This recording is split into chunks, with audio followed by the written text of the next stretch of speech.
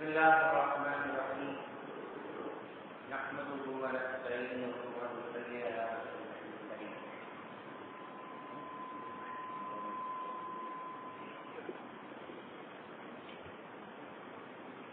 میرے معزز دوستوں، انشاءاللہ چند روز بعد ایک بہت ہی مبارک اور برکت والا مہینہ آنے والا ہے، لیکن ہم جیسے جو سارا سال دنیا میں پھنسے رہے تو کیا اس کی خبر جانیں کہ یہ کیا ہے، یہ کیا ہے. لیکن یہ ہے بہت برکت والا مہینہ. حضور علیہ الصلوۃ والسلام جب رجب کا چاند نظر آتا تو مستقل دعا فرمایا کرتے، اللہم بارک لنا فی رجب و شعبان وبلغنا رمضان، کہ اللہ میرے رجب اور شعبان میں برکت عطا فرما دے اور میری عمر میں اتنا اضافہ کر دے کہ میں رمضان تک پہنچ جاؤں، یعنی میری عمر بڑھا دے.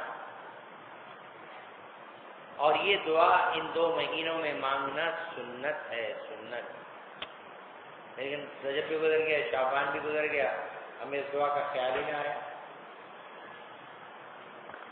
اللہم بارک لنا فی رجب و شعبان وبلغنا رمضان. اب چند دن رہ گئے ہیں تو مانگ لیں.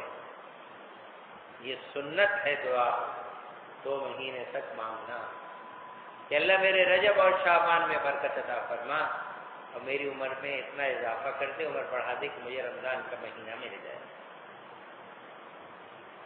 تو علماء نے لکھا ہے کہ اس نیت سے عمر کے بڑھنے کی دعا کرنا کہ اللہ تو میری عمر بڑھا دے تاکہ میں نیک کام کروں، خیر کے کام کروں اور نیکیوں میں آگے بڑھوں، یہ دعا مانگنا سنت ہے، یہ دعا مانگنی چاہیے. اس کے مقابلے میں یہ کہنا کہ بس اللہ اب تو مجھے اٹھا ہی لے، اس کو منع کیا. عورتیں زیادہ اس دعا کو مانگتی ہیں، مرد بھی مانگ بیٹھتے ہیں، بس اللہ اب تو اٹھا لے. ذرا پریشانیاں آئیں اور پریشانیاں بے انتہا بڑھ گئیں کہ اللہ وہ سب تو اٹھا ہی لے، ایسی زندگی سے تو مرنا ہی بہتر ہے. کبھی یہ دعا نہیں مانگنی چاہیے، کبھی نہیں مانگنی چاہیے. اگر مانگی ہے تو توبہ کریں. اور یہ دعا کس بل بوتے میں مانگ رہے ہیں؟ اس زندگی کی تیاری کیا کی ہے؟ اس زندگی کی تیاری کیا کی ہے؟ ہم سمجھتے ہیں کہ اب تو مرنے کے بعد انشاءاللہ مزے مزے ہوں گے تو صحیح، لیکن کس تیاری پہ؟ ہاں یہ دعا کہ اللہ میری عمر بڑھا دے تاکہ میں زیادہ نیکیاں کر لوں، یہ تو صحیح. تو حضور علیہ السلام بھی دعا مانگتے تھے، اے اللہ جب تک میرا زندگی میرے حق میں بہتر ہے تو اسے زندگی عطا فرما، اور جب میرا دنیا سے جانا بہتر ہے اس وقت مجھے اپنے پاس بلا. یہ کہ اب تو بس اٹھا ہی لے. عورتوں کی بہت عادت ہے، مردوں کی بھی ہے. ایک تو یہ ہے کہ اس نیت سے دعا مانگنا کہ زندگی بڑھ جائے بہتر ہے، اور سنت سے مانگنا چاہیے. اب یہ سوال یہ ہوتا ہے کہ حضور صلی اللہ علیہ وسلم کو رمضان کے انتظار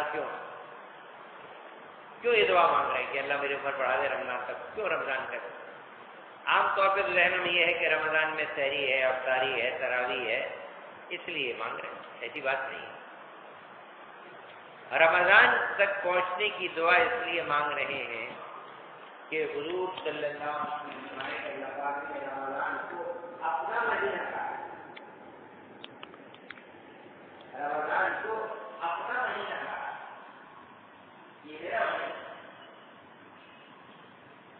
اس کی اونچی نسبت سے یہ میرا مہینہ ہے، اور جو اللہ کا مہینہ ہے تو اللہ ہی اس کا بدلہ دیں گے. تو اللہ پاک کہتے ہیں کہ 11 مہینے تک تم دنیا کے دھندوں میں پھنسے رہے، مشکل سے ہمیں یاد کرتے تھے، آتے ہوئے بھاگتے دوڑتے، آتے ہوئے بھاگتے دوڑتے چلے جاتے تھے. تو اس ایک مہینے میں تم محنت کر کے ہمارا قرب حاصل کر لو، ہمارے مقرب بن جاؤ. یہ اللہ کا احسان ہے کہ دنیا میں پھنسے ہوئے لوگوں کے لیے بھی، جو 11 مہینے تک دنیا میں پھنسے رہے، ان کے لیے اللہ پاک نے اپنے قرب کا ایک راستہ بتا دیا. اس مہینے میں عبادت کر کے تم ہمارا قرب حاصل کر لو. 11 مہینے تم غفلت میں رہے. اس لیے مبارک مہینہ بہت پسندیدہ ہے. اور اللہ پاک نے جو انسان کو پیدا کیا وہ کس سے پیدا کیا؟ اللہ پاک کا خود قرآن میں کہہ رہے ہیں کہ ہم نے انسان اور جن کو اپنی عبادت کے لیے پیدا کیا. انسان کا مقصد پیدائش اللہ کی عبادت ہے، اللہ کی عبادت ہے. جب نے انسان اور جن دونوں کو اپنی عبادت کے لیے پیدا کیا. اب یہ خیال آتا ہے کہ بھئی عبادت کے جو اللہ کے فرشتے کافی تھے، تو انسان کو کیوں پیدا کیا؟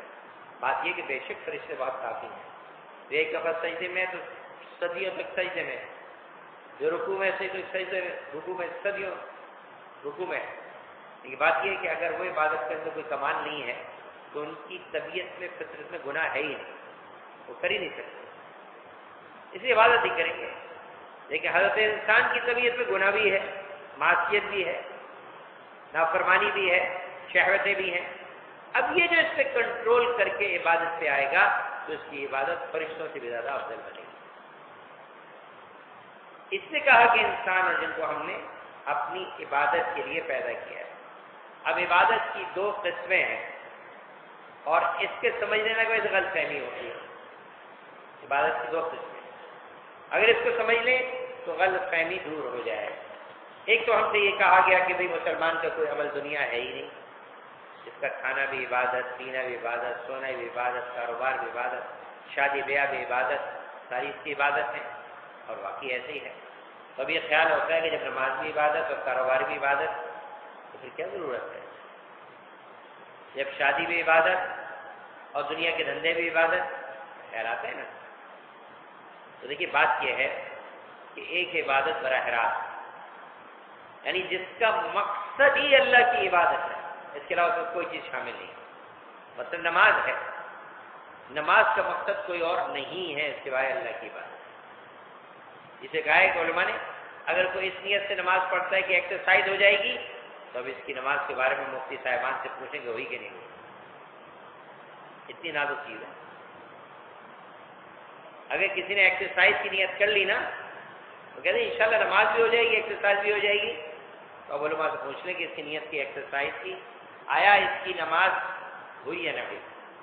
کیونکہ نماز کو بنایا عبادت کے لیے، اس کو وضع اس لیے کیا ہے، اس کے علاوہ کوئی اس کا مقصد نہیں. ایسی ہی حج ہے، عمرہ ہے، طواف ہے، زکوٰۃ ہے، قربانی ہے، روزہ ہے، نفل ہے، تلاوت ہے، اس کا مقصد ہی خالص عبادت ہے، کوئی اور مقصد اس میں نہیں. تو یہ ہے براہ راست عبادت، جس کو کہتے ہیں ڈائریکٹ عبادت، اور ایک ہے انڈائریکٹ عبادت. اس کا مقصد ہے کوئی اور، مقصد کمانا کے مقصد ہے اس کی بھی دنیا کی ضروریات پوری ہو، کھانا پینا کپڑا لباس. شادی کے مقصد اس کی خواہشات پوری ہو. بچوں کا مقصد ان کے ساتھ انجوائے اور. لیکن اللہ پاک کہتے ہیں اگر انہی چیزوں کو تم ہمارا حکم سمجھ کے اور ہمارے نبی کے طریقے پہ اور صحیح نیت سے کرو گے تو اس کو بھی ہم ایسے ہی بنا دیں گے جیسے کہ براہ راست عبادت کا ثواب. یہ اللہ کا احسان ہے.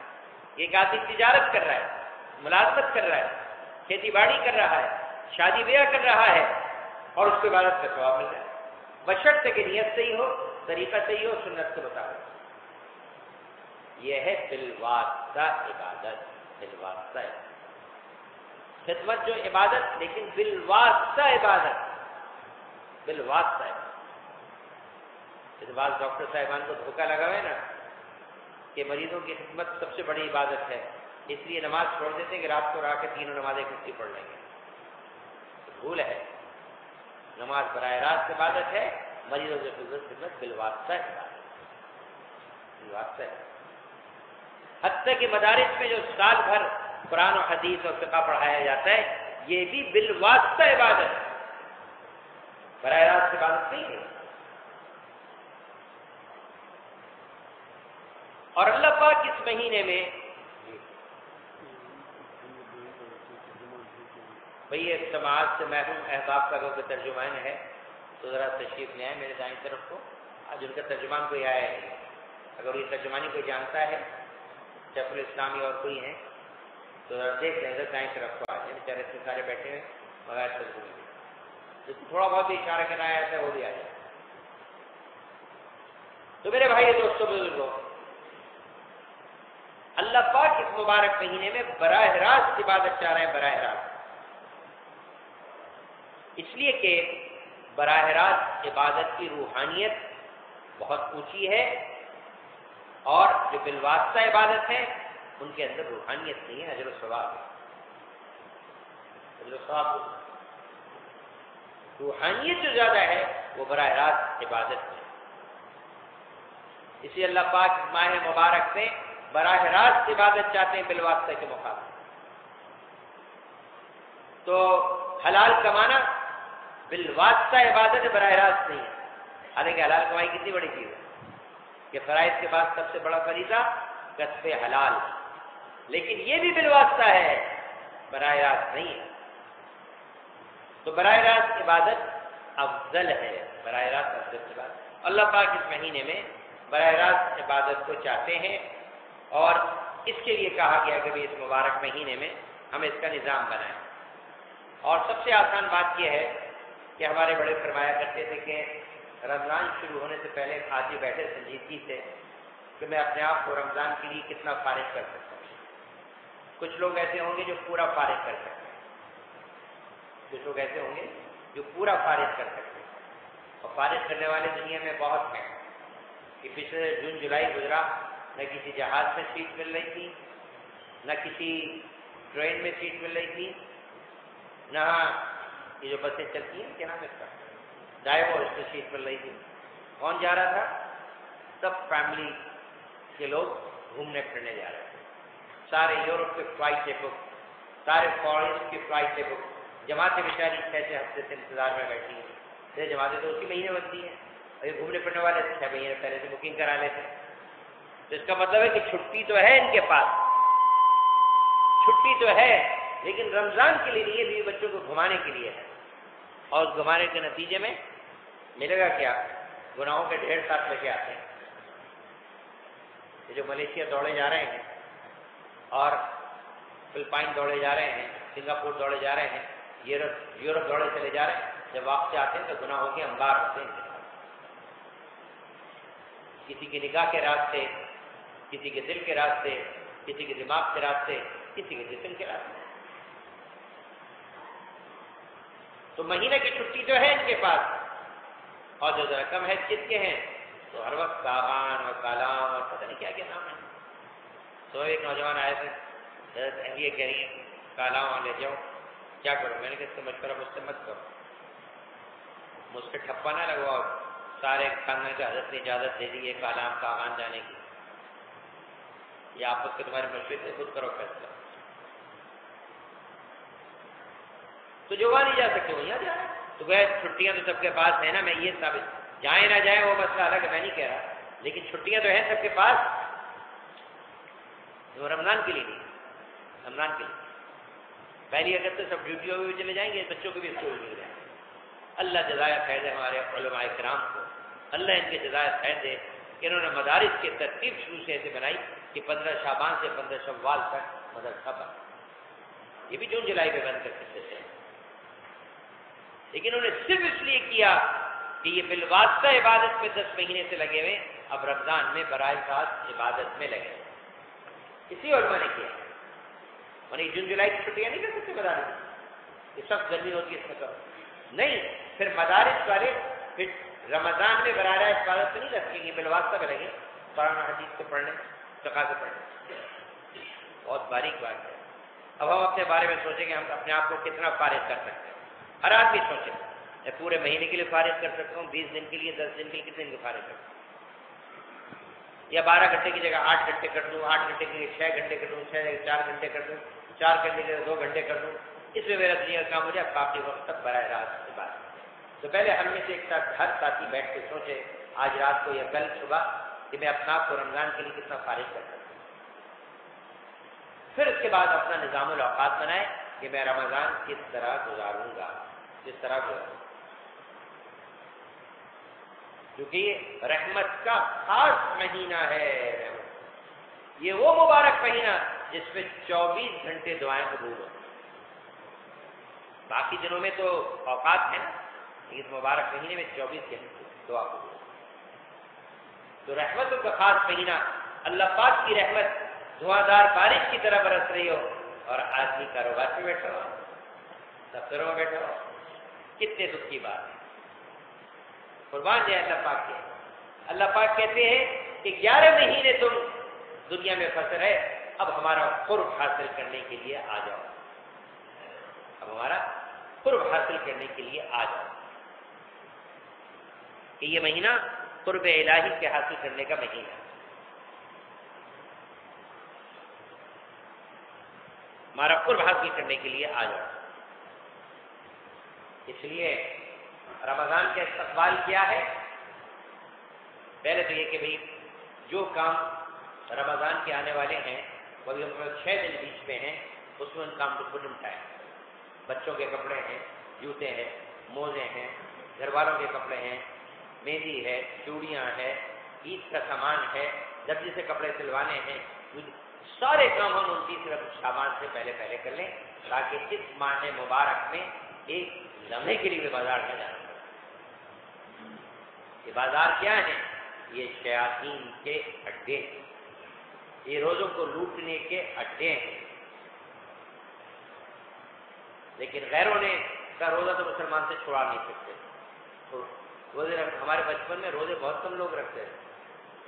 اکثر مرد بس عید وجہ ہوتے ہیں نا، جو مطلب غذا اس کا رکھتے تھے، اکثر مرد، اور جو مطلب رضا کی نماز پڑھتے ہیں.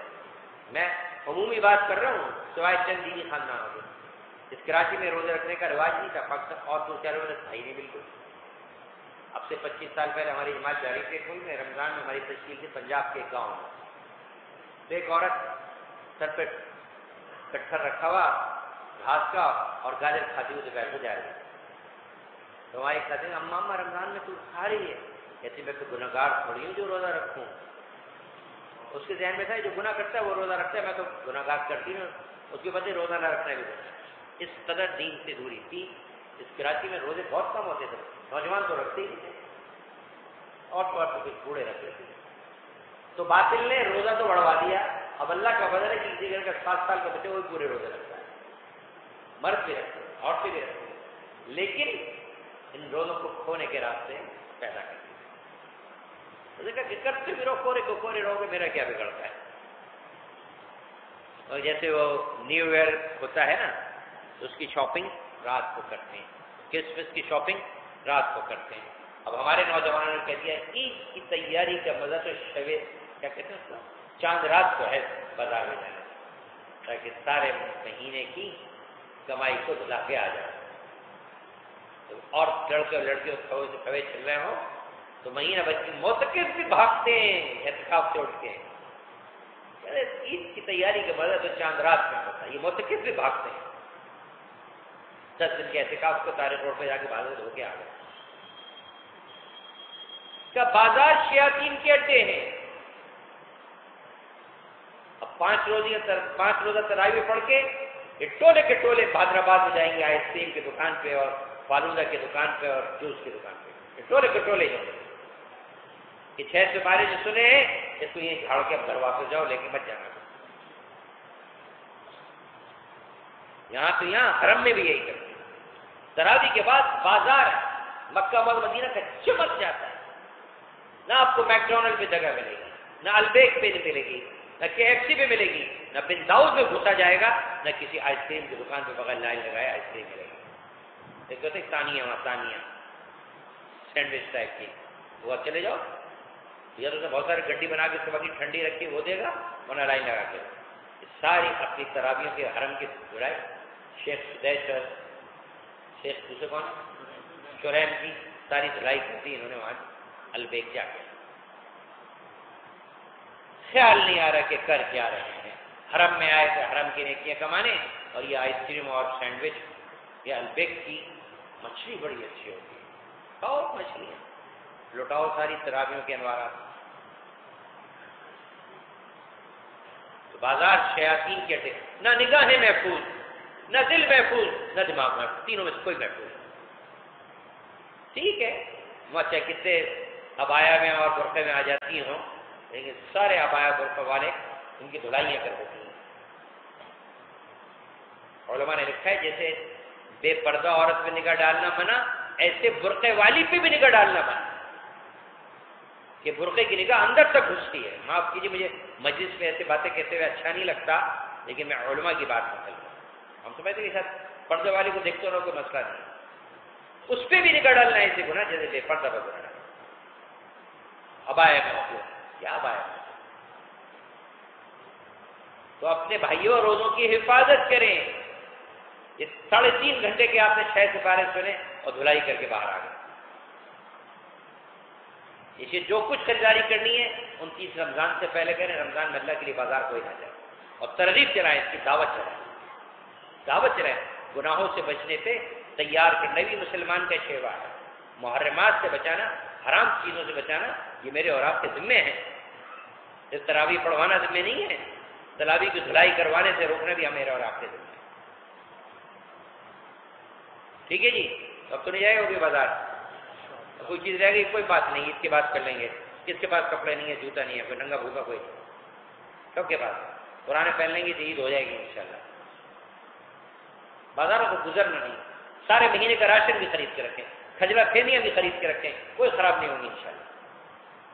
اب تو فریز کیے ہوئے سموسے اور رول بھی مل جاتے ہیں، وہ بھی لے کے بھر دیں فریزر میں، کہتے نہیں جانا بازار۔ اور گھر والوں کا بھی ذہن نہیں کرنا، 5-6 دن جو کرنا ہے اس میں کرنا ہے۔ یہ ہے رمضان کا استقبال، اور یہ بیٹھ کے سوچیں کہ مجھے کیا کرنا ہے۔ اور ہمارے مفتی شفیع صاحب رحمۃ اللہ فرمایا کرتے تھے کہ جب چاند نظر آ جائے تو ہر آدمی 2 رکعت صلاۃ الحاجت پڑھے کہ اللہ یہ مبارک مہینہ آ گیا، تو جانتا ہے میں کیسا کمزور و ضعیف ہوں، اللہ اس مبارک ماہ کو جیسے گزارنا چاہیے تو مجھے قوت دے، طاقت دے کہ میں ویسے گزروا لوں۔ تو گئے میں نے اپنے آپ کو اللہ کے سپرد کر دیا۔ چاند نظر آتے ہی 2 رکعت صلاۃ الحاجت ہم سب پڑھیں کہ اللہ جیسے رمضان گزارنا چاہیے مجھے ویسے گزارنے کی توفیق عطا فرما دے۔ گویا میں نے اپنے آپ کو اللہ کے سپرد کر دیا۔ یعنی عجیب بات ہے کہ حضور علیہ السلام سے اللہ پاک کہتے ہیں فَإِذَا فَرَغْتَ فَانصَبْ وَإِلَىٰ رَبِّكَ فَارْغَب۔ اے محمد صلی اللہ علیہ وسلم، جب آپ ان کاموں سے فارغ ہو جائیں تو آپ اللہ کی عبادت میں تھکیے۔ آپ سے کن کاموں سے فارغ ہو؟ کھیتی باڑی کرتے تھے، تجارت کرتے تھے، ملازمت کرتے تھے، آپ کا کام کیا تھا؟ دعوت و تبلیغ، تزکیہ نفس، علم کا سکھانا، یہی تو تھا۔ یعنی جب اس سے آپ فارغ ہو جائیں تو اپنے رب کے سامنے جھکنے میں تھکیے۔ نبی آخر الزماں سے اللہ پاک کہہ رہے ہیں کہ اب آپ یہ بالواسطہ عبادت سے نکل کے براہ راست عبادت پہ لگ جائیے۔ نبی جن کا کام ہی تبلیغ، تزکیہ نفس، علم کا سکھانا، لوگوں کی تربیت، ان سے کل چاہ رہا ہے کہ جب آپ ان کاموں سے فارغ ہو جائیں تو پھر اپنے رب کے سامنے عبادت کرنے میں تھکیے آپ۔ نبی جیسی شخصیت تو میرے اور آپ کے لیے کیا ہوگا بھائی؟ کسی نے کسی کو خدمت پہ عبادت بنا لیا، کسی نے خدمت پہ عبادت بنا لیا۔ ہمارے ایک ساتھی کہہ لے، میرے جو ہیڈ آف دا ڈپارٹمنٹ ہے اسپتال کے، میرا ہاتھ پکڑ کے لائے، بورڈ کو دکھایا، میں نے دیکھو تمہارا مکی مسجد یہی ہے، یہ مریض ہے تمہارے مکی مسجد ہے، کیا کرو گے مکی مسجد ہے؟ ان کی خدمت کرو مکی مسجد۔ بیچارے تو کیا پتا کہ مکی مسجد نہ گیا تو ان کی خدمت کیسے کرے گا؟ مکی مسجد تو خدمت سکھا رہی ہے، تو دوائیاں چوری کرے گا سرکاری اسپتال کی، پانی کے انجیکشن لگا کے انجیکشن کو بیچے گا، تو مکی مسجد میں جا کے تو انصاف کر رہا ہے وہ، اپنی سوچ ہے۔ ہاتھ پکڑ کے لائے، 50 مریضوں کا وارڈ تھا، کھڑکی دکھایا، دیکھو تمہارے یہ جو ہے نا یہی مکی مسجد ہے، اس کو مکی مسجد سمجھ کے یہاں کہہ رہے، دھوکہ لگا ہے۔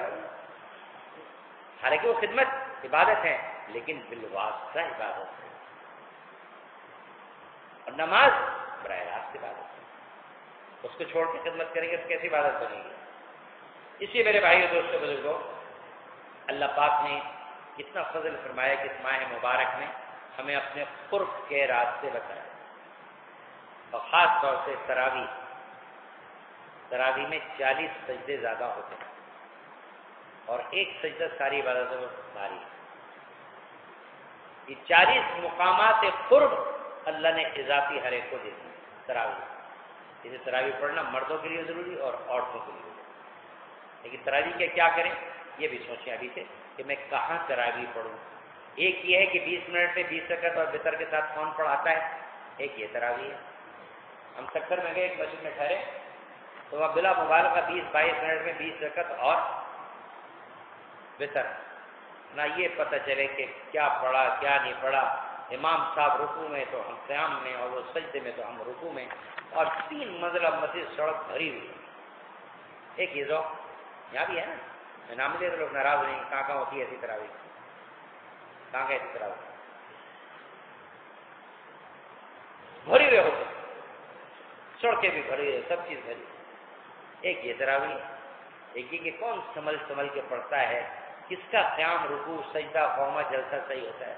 ورنہ یہ حفاظ قومہ جلسہ تو بھول جاتے ہیں تراویح, ضرور شریف کو ویسے ہی کھا جاتے ہیں, سبحانک اللہم کو ویسے ہی ہضم کر جاتے ہیں. مثالیں دیتے ہیں کہ فلاں جگہ بھی تو نہیں پڑھتے, تو بن جاؤ اسی مسلک کے, کیوں حنفی بنے. ابھی نیت باندھی نہیں, امام نے سورہ فاتحہ شروع کر دی, پتہ نہیں نیت باندھنے سے پہلے سبحانک اللہم پڑھتے ہیں یا کیا کرتے ہیں پتہ نہیں. نہ قومے کا پتہ نہ جلسے کا پتہ. یہ اصل میں مقتدیوں کو خوش کر رہے ہیں کہ طاہر کے پیچھے اتنی صفیں ہوتی ہیں, فلاں کے پیچھے اتنی صفیں ہوتی ہیں. یہ مقتدیوں کو خوش کر کے چل رہے ہیں, کیونکہ کان میں چپکے سے کہتے ہیں نا اتنے بڑے ختم سے مجھے ختم کرنا ہے. ایک ہے یہ طاہر کے, میں سے نام لے دیا سامنے بیٹھا اس لیے تو ماشاء اللہ بہت اچھا پڑھتا ہے. عمومی طور پہ یہ ہے شروع سے نا تاریخ کانوں میں ڈالتے ہیں کتنے بجے ختم کرنا ہے, اور کس دن کرکٹ کا میچ ہو کے جانا تو اور زیادہ اس کے پیچھے پڑ جاتے ہیں کہ نہ تم قیام کرنا, قومہ کرنا, نہ جلسہ کرنا, بس دھڑا دھڑ پوری کر دینا. بھائی ایسی تراویحوں کا مذاق نہ اڑائیں اللہ کے لیے. وہاں پڑھے جو سنبھل کے پڑھتا ہو, ایک ایک لفظ سمجھ میں 20 منٹ زیادہ لگیں گے, اس سے زیادہ کیا ہوگا, کیا ہو جائے گا 20 منٹ. تو تراویح یہ چنیں کہ کہاں قرآن صحیح طریقے سے پڑھا جائے.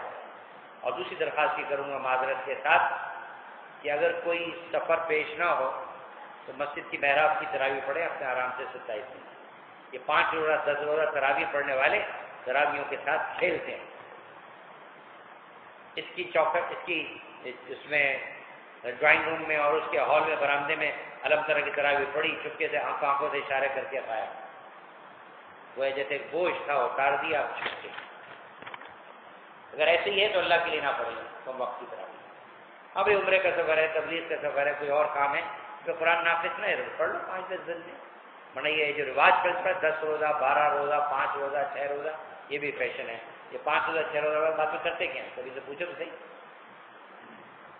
نہ عمرے میں گئے نہ تبلیغ میں گئے, تو کیا کیا باقی 24 دن ادھر ادھر ہی پڑھی نہیں. امام کے پیچھے قاعدے سے پڑھیں تاکہ اللہ نہ کرے کوئی تراویح کی تحقیر اور تذلیل نہ ہو. مجھے تو بڑا ڈر لگتا ہے ایسے کم وقت کو پڑھنے والوں سے.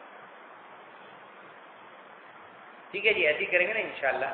اللہ کا احسان ہے کہ اللہ نے رمضان میں تراویح جیسی دولت دی ہے. تراویح کے ایک سجدے پہ 1500 نیکیاں ملتی ہیں.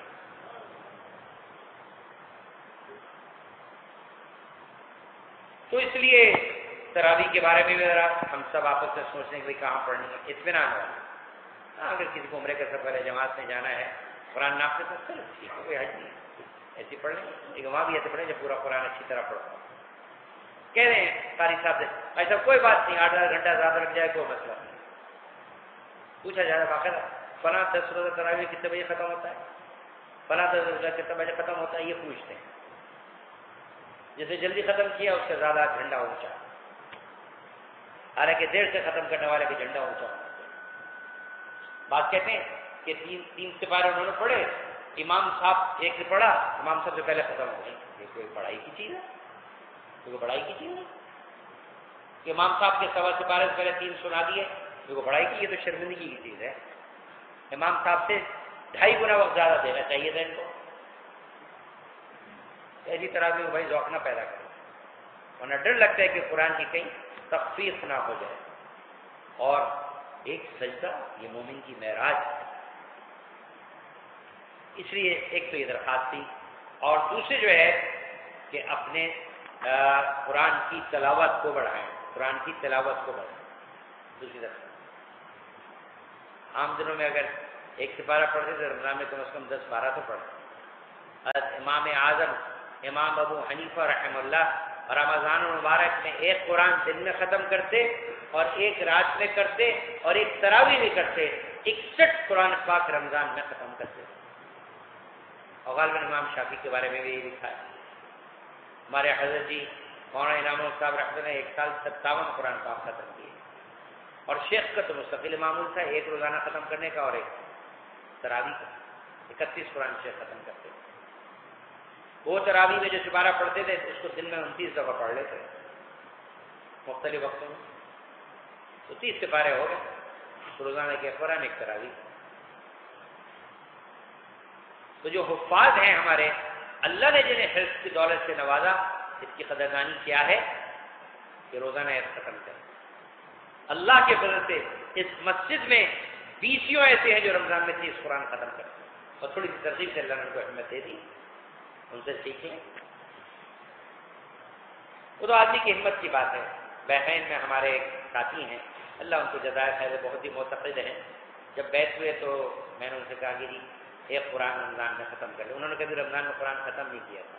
بہت بڑی حیثیت کے آدمی ہیں وہ، معمولی نہیں ہے. دنیاوی اعتبار سے ان کے ایک مقام ہے وہاں، تو عقیدت بہت ہے ان کو. تو اس کے بعد کہتا ہے کہ حضرت آپ کے برکت سے، آپ کے کہنے کے برکت سے پہلی مرتبہ زندگی میں رمضان میں قرآن ختم کیا. میں سچ میں روزانہ ایک سپارے کا معمول بنا لیا. دوسرے سال مجھے حضرت کیا ہوا، میں نے کہا 2 قرآن ختم کر لیں. تو انہوں نے 2 ختم کر کے خط لکھا کہ زندگی میں پہلی مرتبہ رمضان میں 2 ختم کیے. میرے تصور میں نہیں تھا کہ 2 بھی ختم ہو سکتے. تیسرے سال پوچھا، میں نے کہا 3 ختم کر لیں. چوتھے سال 4 5 مرحلہ 7واں یا 8واں قرآن چل رہا ہے. ویسے ہوا ہے، اتنا ہی وقت ہوا ہے. اور وہ کہتے ہیں میں سوچ بھی نہیں سکتا تھا. تو ہمت کی بات ہے، ہمت کی بات ہے. اسی جو حفاظ ہیں وہ تو بھائی روز ایک ختم کرنے کے لیے کریں. جتنے حفاظ بیٹھے یہ حفظ کی قدردانی ہے. فارغ کر لیں اپنے آپ کو سب چیزیں. اور جو غیر حافظ ہیں 10 12 15 10 12 15. ہماری مسجد میں بہت سارے بچے غیر حافظ بھی ایک ختم کر لیتے ہیں. حافظ نہیں ہے وہ، لیکن ایک ختم کر لیتے ہیں روزانہ قرآن. سارے تبلیغ کے تقاضوں کے ساتھ، تبلیغ کی چھٹی کر کے نہیں، دونوں گشت بھی، تعلیم بھی، صبح کا مشورہ بھی، سب کے ساتھ. تبلیغ کی چھٹی کر کے ختم کیا تو کیا کمال ہے. اس لیے بھائی آپ حضرات بھی نیت کریں حفاظ کے ختم کریں گے. سب تیار ہیں نا انشاءاللہ؟ جیسے آپ کو مشکل نہیں ہے، اب مت شروع کر دیں، نیت کریں، اللہ پاک کرا دیں گے. تو قرآن کی تلاوت کو بڑھائیں. مذکورات کو اس کے ذوق میں. حضرت شیخ کی جو دادی تھیں وہ روزانہ تو 15-20 سپارے پڑھتی تھی، رمضان میں 40 سپارے روزانہ پڑھتی تھی. گھر کا کام کاج کرتے ہوئے. شیخ کے گھر کی عورتیں ہماری طرح کی ایسی نہیں تھی بیڈھنیاں کہ 4 آدمیوں کے افطاری بھی یونائٹڈ کنگ سے منگوائیں. ایسی نہیں تھی. وہ عورتیں تو 60 70 80 آدمیوں کا کھانا اپنے ہاتھ سے پکاتی تھی. سحری، افطاری اور رات کا روٹی سمیت. اس زمانے میں روٹی کا بازار سے پکوانا معیوب تھا. اللہ تعالیٰ مشورے میں فرما رہے تھے کہ سنا ہے کہ بہت ساری عورتیں سالن تو پکا لیتی ہیں اور جب مہمان روٹی بازار سے منگواتی ہیں. ایسے میں سخت لفظ کہتا میں تو کہہ بھی نہیں سکتے جو کہا تھا صاحب نے. یہ تو بےڈنگا پن ہے. پہلے زمانے میں رات کو 12 بجے بھی مہمان آ جائیں تو عورتیں آٹا گوندھ کے روٹی پکانے کو اپنی سعادت سمجھتی ہیں. ہمارے ایک یہ ساتھی ہیں، اللہ ان کی برکت سے دین کی بلندیوں پہ ہیں. ایک مرتبہ میں رات کو ان کے گھر گیا. پرانی بات ہے، 15-20 سال سردی کا زمانہ تھا اور 10:30 11 بج رہے تھے. بھوک کا عالم ہو جاتا تھا. تو ویسے بھی رونق 15-20 سال پہلے اتنی رونق نہیں ہوتی تھی. ان کی بیٹھک میں ڈرائنگ روم میں ایک آدمی کھانا کھا رہا تھا. وہ اندر سے گرم گرم چپاتیاں پکوا کے تازی لا رہا تھا. میں سمجھا کہ گاؤں میں ان کو کوئی مہمان ہوگا، وہ آیا ہے تو حاصل کر رہے ہیں. تو وہ صاحب چلے گئے تھے. میں نے پوچھا یہ کون تھا؟ چلے ایک سائل تھا، کھانا مانگ رہا تھا. سائل تھا، کھانا مانگ رہا تھا. تو گھر آئے، میں نے دہلیہ سے کہا، انہوں نے میں بھی پکا کے دیتی ہوں. رات کو 11 بجے ان کی بیوی نے گرم گرم روٹیاں پکا کے سائل کو کھلائیں. یہ تھیں عورتیں. فضائل سنائیں، تانا نہ دیں ان کو، جا کے تانا نہ دیں. شیخ کے گھرانے کی عورتوں کے واقعات سنائیں. یہ میں نے سنا ہے، یہ سنائیں کہ رمضان میں تو ہماری مذکورات مہمان نوازی پہ آ جائیں. یہ نہیں کہ فلاں ہوٹل سے لا کے دے دو. اب لوگوں میں کہیں سیلانی والے، چیپا والے اور ایڈی والے. اپنا بوجھ اتار دو آ جائے، چاہے وہ چرسی کھائے چاہے مواری کھائے چاہے بے روزگار کھائے۔ تو یہ 60 70 مہمانوں کا اپنے ہاتھ سے کھانا پکاتے ہوئے 40 سپارے پڑھتی تھیں اور 15-20 سپارے تو ہم پڑھتی ہیں۔ تو عورتوں کو بھی اس کی ترغیب دیں، تانا دے کے نہیں، فضائل سنا کے، تاکہ وہ بھی ذکر تلاوت کا اہتمام کریں۔ ایسے نوافل کی کثرت کریں کہ عام دنوں میں جیسے تہجد، اشراق، چاش، اوابین پڑھنا مجھ سے رمضان میں بہت آتا ہے۔ تہجد میں سب اٹھتے ہیں، عورتیں بھی مرد بھی، 20 منٹ پہلے اٹھ جائیں، جلدی سے وضو کر کے 4-6 رکعت پڑھ لیں، پھر سحری پکا لیں۔ مرد بھی آدھے گھنٹے پہلے اٹھ جائیں اور آج 4-6 رکعت نماز پڑھیں، کوئی تلاوت کریں، کوئی نفل پڑھیں، وہ کوئی استغفار کریں، دعا مانگ لیں، تہجد ہو گئی۔ فجر کے بعد تھوڑا سا مجاہدہ، آدھا پونا گھنٹے نیند کا غلبہ ہوتا ہے، اشراق کا ذکر تلاوت کر کے پھر اشراق پڑھ لیں، پھر آرام کرنے کے بعد چاش کے وقت اٹھ کے چاش پڑھ لیں، اور مغرب کے بعد مرد فوراً تو نہیں آتے، دیر سے آتے ہیں، عورتیں گھر میں اوابین پڑھ سکتی ہے، مرد گھر میں مسجد میں اوابین پڑھ کے جائیں۔ ہر مسجد میں 10-12 منٹ چلتے ہیں، اتنی دیر میں اتنی افطاری کی جا سکتی ہے کہ اوابین پرسکون پڑھے جا سکتے ہیں۔ تو یہ چاروں نوافل مرد بھی پڑھ سکتے ہیں، عورتیں بھی پڑھ سکتی ہیں، اس کی نیت کریں۔ سب تیار ہیں کہ چاروں نوافل پڑھیں گے؟ رمضان میں چھوڑنا نہیں ہے، رمضان میں چھوڑنا نہیں ہے۔ اس طرح صدقات کی کثرت کریں۔ حضور علیہ السلام ویسے تو سارا سال صدقہ کرتے، لیکن آپ کا رمضان میں صدقات ایسا ہو جاتا جیسے تیز ہوائیں۔ تیز ہوا چلتی ہے، ہماری جماعت ابھی مڈغاسکر سے آئی ہے، کہتے ایئرپورٹ اترے تو ہمارے ساتھی بھاری بھرکم ہے، کہتے 2 فٹ ان کے قدم اونچے چلے گئے، جیسے ہوا میں اڑ رہے، بڑی مشکل سے سنبھالا، اتنی تیز ہوا تھی۔ فرمایا آپ کی سخاوت رمضان میں تیز ہوا کے جھونکوں کی طرح ہو جاتی ہے۔ تو آپ بھی ایسی کریں گے نا انشاءاللہ، کوئی 200 کو افطار کرائے، کوئی 500 کو کرائے، کوئی 400 کو کرائے۔ ایک فیصل آباد کے تاجر ہیں، رمضان مبارک میں مدینہ منورہ میں 50,000 ریال کی افطاری کراتے ہیں۔ اب اس کو 23 سے ضرب دیتے رہو کتنے بنے گے؟ کراچی میں بہت سارے ایسے ہیں، اللہ جس کو جتنی حیثیت، اس کراچی میں آج بھی ایسے ہیں جو نمک چاٹ کے روزہ افطار کر کے 1 آدھ روٹی 3 چاول مل جائے کھا لیتے ہیں، آج بھی اس کراچی میں میرے سامنے ہیں۔ مجھ سے نے پوچھی کہ حضرت بتا دیں، خود تلاش کیجیے۔ اور ایسوں کو رمضان سے پہلے سحری افطاری جو مہینہ بھر کا سامان پہنچا دیں، انشاءاللہ روح خوش ہو جائے گی۔ ہم پیٹ بھروں کو دیتے ہیں، چلے ماسی کو دے دیتا ہوں، 20 گھر سے ماسی لے جا کے بیچتی ہے، تو اس کا پیٹ بڑا جو 20 گھروں کا راشن کھائے گی۔ تو ایسے مستحقین کو تلاش کریں، کوئی 100 کے گھر راشن پہنچا دے، کوئی 50 کے گھر پہنچا دے، یا نہیں ملتے دیہاتوں میں رات تک تلاش کریں۔ اسکردو ہے، گلگت ہے، چترال ہے، دیر ہے، ایسے قسم پرس کے علاقے ہیں، بلوچستان میں ہیں، وہاں اس کو بندوبست کر دیں۔ خوب خرچ کریں دل کھول کے، جتنا خرچ کریں گے اللہ دے گا۔ ایسی میرے بھائیوں ذکر کی کثرت کریں، لا الہ الا اللہ، استغفر اللہ، اسألک الجنہ واعوذ بک من النار، یہ تو بہت عام ذکر ہے۔ 4 چیزوں کی کثرت کا حکم ہے، چاروں اس میں آ گئے، کلمے کی کثرت، استغفار کی کثرت، جنت کی طلب اور دوزخ سے پناہ، چلتے پھرتے اٹھتے بیٹھتے لا الہ الا اللہ، استغفر اللہ، اسألک الجنہ واعوذ بک من النار، اتنا آسان ہے۔ تو ذکر کی کثرت ہو گئی، اور سب سے اہم بات جو ہے وہ گناہوں سے اپنے آپ کو بچائیں۔ میرے بھائیوں سب چیز پہ پانی پھر جاتا ہے اس گناہ کی وجہ سے، اور گناہوں میں سب سے بڑا جو گناہ کا ذریعہ ہے وہ آنکھیں، یہ آنکھیں سب سے بڑا گناہ کا ذریعہ ہے۔ یہ اللہ نہ کرے کسی کی گھر اگر ٹی وی ہے تو بہت دوبارہ درخواست ہے گھر والوں کو ذہن بنا کے 29 شعبان کو اس کو کپڑا پہنا دے، اتنی تو نیت کروا لیں کہ کم از کم رمضان میں نہیں دیکھنا۔ عورتوں کی بھی نگاہیں گناہگار، اور مردوں کی بھی گناہیں گناہگار، بچوں کی نگاہیں گناہگار، اور یہ آنکھوں کو گناہ پتہ نہیں کتنے گناہوں کا ذریعہ بنتا ہے۔ میں کہتا ہوں آپ سے کہ حرم کی بھی تراویح نہ دیکھیں، اس میں عورتیں آ جائیں گی تو نگاہ نیچے کر لیں گے، بند کر لیں گے۔ مدینہ میں نہیں، مکہ میں تو آ جائیں گی عورتیں، بند کر دے اس ٹی وی۔ اور یہ ٹی وی کے چیلے چالے ہیں نا، انٹرنیٹ اور موبائل، میں درخواست نہیں کر سکتا ہوں، زور تو ہے نہیں، اس کو بھی بند کر دیں۔ اگر کسی کو سخت مجبوری میں انٹرنیٹ پہ بیٹھنا ہے تو 3 کی موجودگی میں بیٹھیں، 2 کی موجودگی میں نہیں، یہ ہمارے بڑوں کا دستور ہے۔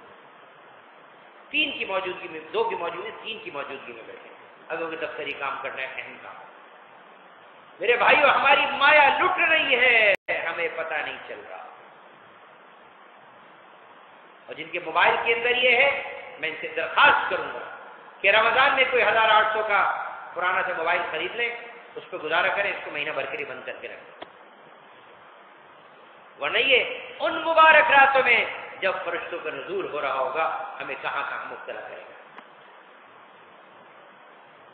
دیکھیے آپ سب میرے اپنے ہیں، اس لیے میں کھل کے بات کر رہا ہوں۔ ہمیں پتہ نہیں چل رہا یہ چھوٹے چھوٹے حالات ہماری مایا کو لوٹا رہے ہیں۔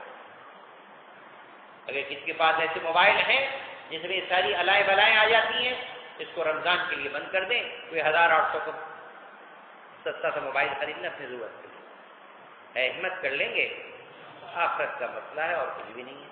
جو کمائی کا مہینہ اس میں آدمی سب کچھ اپنا لوٹا دے، سارا لٹ گیا آدھے 15-20 منٹ کے اندر اور پتہ بھی نہیں چلا کیا ہوگا۔ تنہائی میں ان چیزوں کے استعمال کرنے سے پکی توبہ کریں۔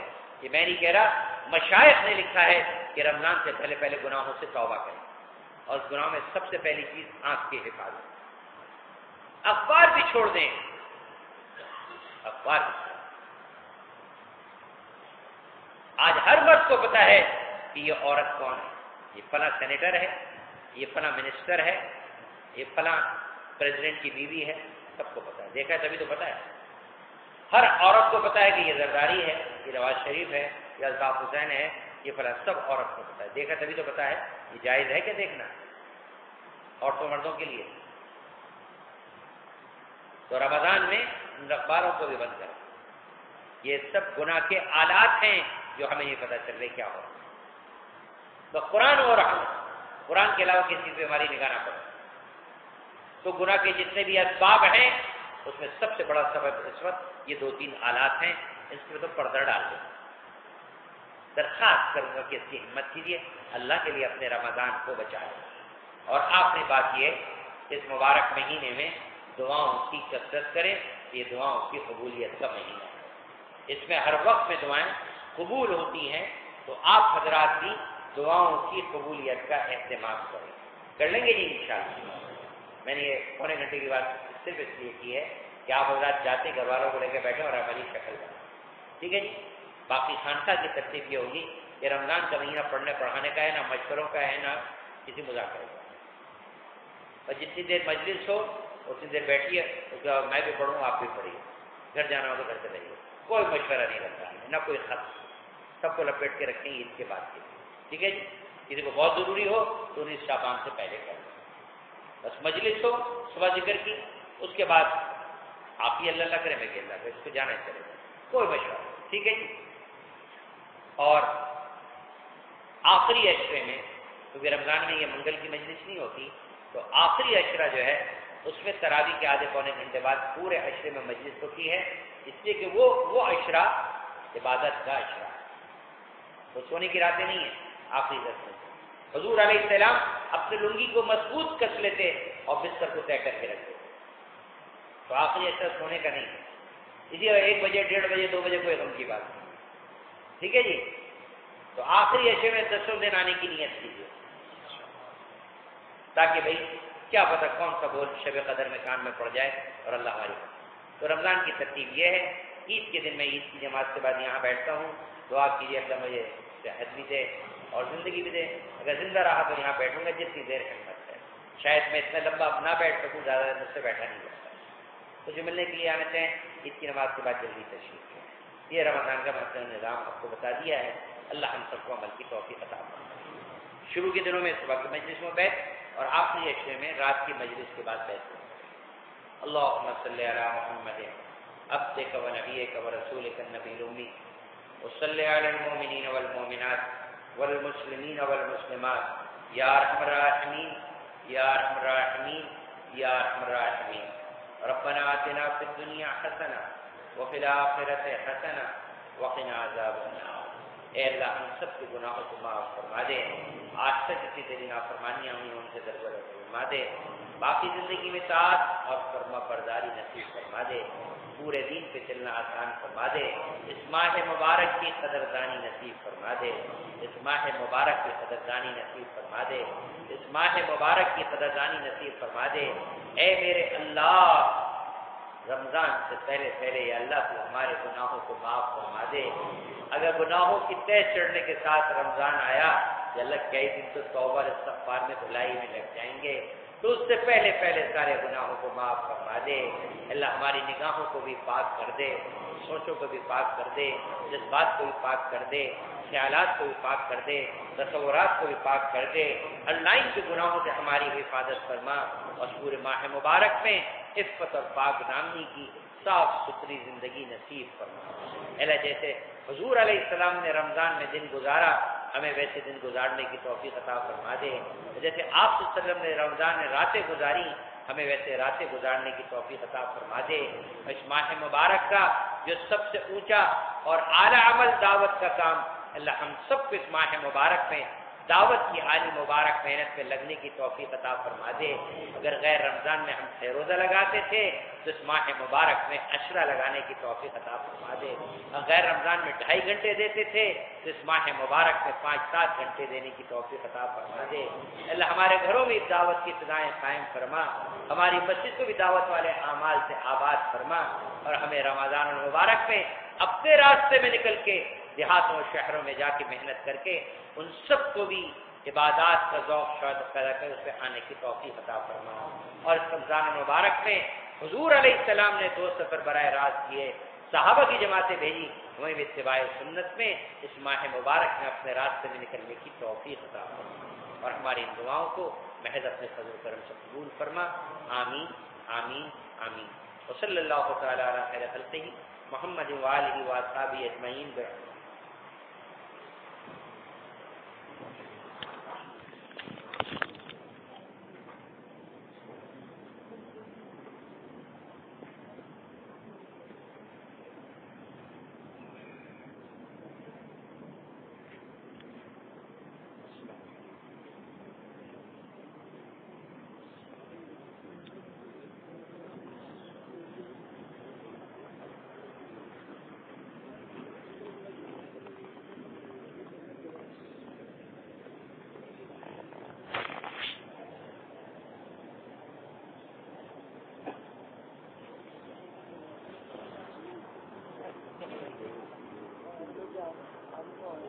کے کلیئر کروا دیں۔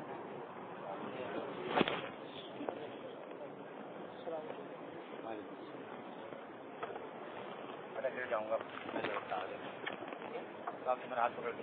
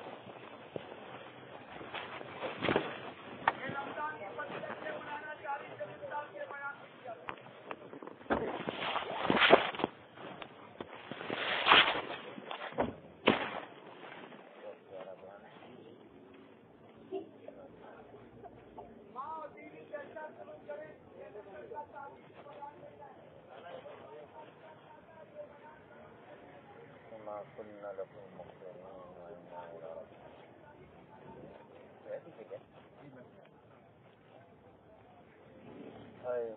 کیا خبر آئی تھی بلال کی؟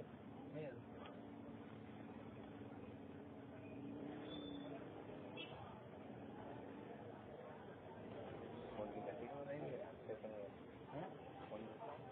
گھنٹی سے میرا فون اس کو میں بند کر دوں، فون ہی بند کر دوں، فون آپ کے پاس بند کرنا فون بند کریں تو مجھے ہو گیا.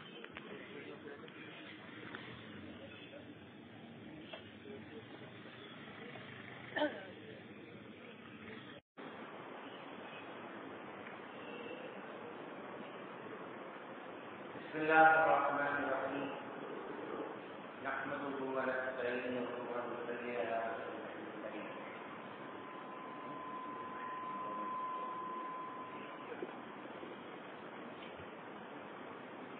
میرے معزز بزرگوں اور دوستوں،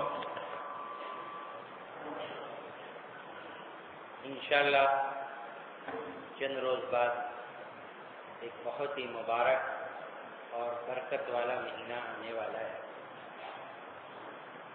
لیکن ہم جیسے جو سارا سال دنیا میں پھنسے رہے تو کیا اس کی قدر جانیں کہ یہ کیا ہے، یہ کیا ہے. لیکن یہ ہے بہت برکت والا مہینہ.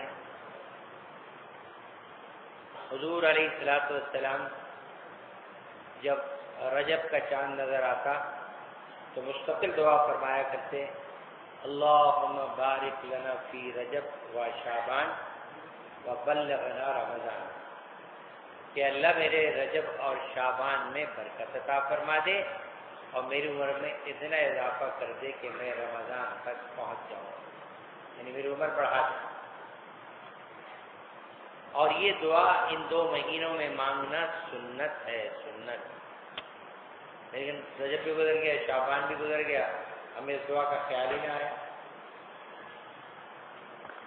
اللہم بارک لنا فی رجب و شعبان وبلغنا رمضان. اب چند دن رہ گئے ہیں تو مانگ لیں. یہ سنت ہے دعا 2 مہینے تک مانگنا کہ اللہ میرے رجب اور شعبان میں برکت عطا فرما اور میری عمر میں اتنا اضافہ کر دے، عمر بڑھا دے کہ مجھے رمضان کا مہینہ مل جائے. تو علماء نے لکھا ہے کہ اس نیت سے عمر کے بڑھنے کی دعا کرنا کہ اللہ تو میری عمر بڑھا دے تاکہ میں نیک کام کروں، خیر کے کام کروں اور نیکیوں میں آگے بڑھوں، یہ دعا مانگنا سنت ہے، یہ دعا مانگنی چاہیے. اس کے مقابلے میں یہ کہنا کہ بس اللہ اب تو مجھے اٹھا ہی لے، اس کو منع کیا. عورتیں زیادہ اس دعا کو مانگتی ہیں، مرد بھی مانگ بیٹھتے ہیں، بس اللہ اب تو اٹھا لے. ذرا پریشانیاں آئیں اور پریشانیاں بے انتہا بڑھ گئیں کہ اللہ وہ سب تو اٹھا ہی لے، ایسی زندگی سے تو مرنا ہی بہتر ہے. کبھی یہ دعا نہیں مانگنی چاہیے، کبھی نہیں مانگنی چاہیے. اگر مانگی ہے تو توبہ کریں. اور یہ دعا کس بل بوتے پہ مانگ رہے ہیں؟ اس زندگی کی تیاری کیا کی ہے؟ اس زندگی کی تیاری کیا کی ہے سمجھتے ہیں کہ اب تو مرنے کے بعد انشاءاللہ مزے مزے ہوں گے تو صحیح، لیکن کس تیاری پہ؟ ہاں یہ دعا کہ اللہ میری عمر بڑھا دے تاکہ میں زیادہ نیکیاں کر لوں، یہ تو صحیح ہے۔ تو حضور علیہ السلام بھی دعا مانگتے تھے، اے اللہ جب تک میرا زندگی میرے حق میں بہتر ہے تو اسے زندگی عطا کر، اور جب میرا دنیا سے جانا بہتر ہے اس وقت مجھے اپنے پاس بلا۔ یہ کہ اب تو بس اٹھا ہی لے، عورتوں کی بہت عادت ہے، مردوں کی بھی ہے۔ ایک تو یہ ہے کہ اس نیت سے دعا مانگنا کہ زندگی بڑھ جائے بہتر ہے، اور سنت سے مانگنا چاہیے۔ اب یہ سوال یہ ہوتا ہے کہ حضور صلی اللہ علیہ وسلم کو رمضان کے انتظار کیوں یہ دعا مانگ رہے ہیں کہ اللہ میری عمر بڑھا دے رمضان تک؟ کیوں رمضان کا؟ عام طور پہ ذہن میں یہ ہے کہ رمضان میں سحری ہے، افطاری ہے، تراویح ہے، اس لیے مانگ رہے ہیں، ایسی بات نہیں ہے۔ رمضان تک پہنچنے کی دعا اس لیے مانگ رہے ہیں کہ حضور صلی اللہ علیہ وسلم نے رمضان کو اپنا مہینہ کہا، رمضان کو اپنا مہینہ کہا، یہ میرا مہینہ، اس کی اونچی نسبت سے یہ میرا مہینہ ہے، اور جو اللہ کا مہینہ ہے تو اللہ ہی اس کا بدلہ دیں گے۔ تو اللہ پاک کہتے ہیں کہ 11 مہینے تک تم دنیا کے دھندوں میں پھنسے رہے، مشکل سے ہمیں یاد کرتے تھے، آتے ہوئے بھاگتے دوڑتے، آتے ہوئے بھاگتے دوڑتے چلے جاتے تھے، تو اس ایک مہینے میں تم محنت کر کے ہمارا قرب حاصل کر لو، ہمارے مقرب بن جاؤ۔ یہ اللہ کا احسان ہے کہ دنیا میں پھنسے ہوئے لوگوں کے لیے بھی، جو 11 مہینے تک دنیا میں پھنسے رہے، ان کے لیے اللہ پاک نے اپنے قرب کا ایک راستہ بتا دیا۔ اس مہینے میں عبادت کر کے تم ہمارا قرب حاصل کر لو، 11 مہینے تم غفلت میں رہے۔ اس لیے مبارک مہینہ بہت پسندیدہ ہے، اور اللہ پاک نے جو انسان کو پیدا کیا وہ کس سے پیدا کیا؟ اللہ پاک کا خود قرآن میں کہہ رہے ہیں کہ ہم نے انسان اور جن کو اپنی عبادت کے لیے پیدا کیا۔ انسان کا مقصد پیدائش اللہ کی عبادت ہے، اللہ کی عبادت ہے۔ جب نے انسان اور جن دونوں کو اپنی عبادت کے لیے پیدا کیا، اب یہ خیال آتا ہے کہ بھئی عبادت کے جو اللہ کے فرشتے کافی تھے، تو انسان کو کیوں پیدا کیا؟ بات یہ کہ بے شک فرشتے بہت کافی ہیں، ایک دفعہ سجدے میں تو صدیوں تک سجدے میں، جو رکوع میں سے تو سجدے میں، رکوع میں صدیوں رکوع میں۔ لیکن بات یہ ہے کہ اگر وہ عبادت کے اندر کوئی کمال نہیں ہے تو ان کی طبیعت میں، فطرت میں گناہ ہے ہی نہیں، وہ کر ہی نہیں سکتے، اس لیے عبادت ہی کریں گے۔ لیکن حضرت انسان کی طبیعت میں گناہ بھی ہے، معصیت بھی ہے، نافرمانی بھی ہے، شہوتیں بھی ہیں۔ اب یہ جو اس پہ کنٹرول کر کے عبادت پہ آئے گا تو اس کی عبادت فرشتوں سے بھی زیادہ افضل بنے گی۔ اس نے کہا کہ انسان اور جن کو ہم نے اپنی عبادت کے لیے پیدا کیا ہے۔ اب عبادت کی 2 قسمیں ہیں، اور اس کے سمجھنے میں کوئی غلط فہمی ہوتی ہے۔ عبادت کی 2 قسمیں، اگر اس کو سمجھ لیں تو غلط فہمی دور ہو جائے۔ ایک تو ہم سے یہ کہا گیا کہ بھئی مسلمان کا کوئی عمل دنیا ہے ہی نہیں، اس کا کھانا بھی عبادت، پینا بھی عبادت، سونا بھی عبادت، کاروبار بھی عبادت، شادی بیاہ بھی عبادت، ساری اس کی عبادت ہے، اور واقعی ایسے ہی ہے۔ تو اب یہ خیال ہوتا ہے کہ جب نماز بھی عبادت اور کاروبار بھی عبادت تو پھر کیا ضرورت ہے؟ جب شادی بھی عبادت اور دنیا کے دھندے بھی عبادت، خیال آتا ہے نا؟ تو دیکھیے بات یہ ہے کہ ایک عبادت براہ راست، یعنی جس کا مقصد ہی اللہ کی عبادت ہے، اس کے علاوہ اس میں کوئی چیز شامل نہیں۔ مثلا نماز ہے، نماز کا مقصد کوئی اور نہیں ہے اس سوائے اللہ کی عبادت۔ جسے کہا ہے کہ علماء نے اگر کوئی اس نیت سے نماز پڑھتا ہے کہ ایکسرسائز ہو جائے گی، تو اب اس کی نماز کے بارے میں مفتی صاحبان سے پوچھیں گے ہوئی کہ نہیں ہوئی، اتنی نازک چیز ہے۔ اگر کسی نے ایکسرسائز کی نیت کر لی نا تو کہتے ہیں انشاءاللہ نماز بھی ہو جائے گی، ایکسرسائز بھی ہو جائے گی، تو اب علماء سے پوچھ لیں کہ اس کی نیت کی ایکسرسائز کی، آیا اس کی نماز ہوئی یا نہ ہوئی؟ کیونکہ نماز کو بنایا عبادت کے لیے، اس کو وضع اس لیے کیا ہے، اس کے علاوہ کوئی اس کا مقصد نہیں۔ ایسی ہی حج ہے، عمرہ ہے، طواف ہے، زکوٰۃ ہے، قربانی ہے، روزہ ہے۔